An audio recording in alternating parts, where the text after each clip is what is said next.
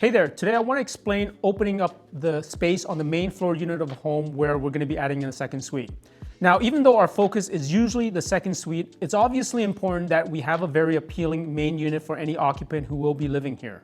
Often this involves removing some structural walls to open the space up. And the reason for this is to make the space feel much larger, to incorporate the kitchen as part of the living space, because the trend these days is that people like to include the kitchen as part of the entertaining space of the home. It also allows us to take more advantage of the natural lighting through windows from the various rooms.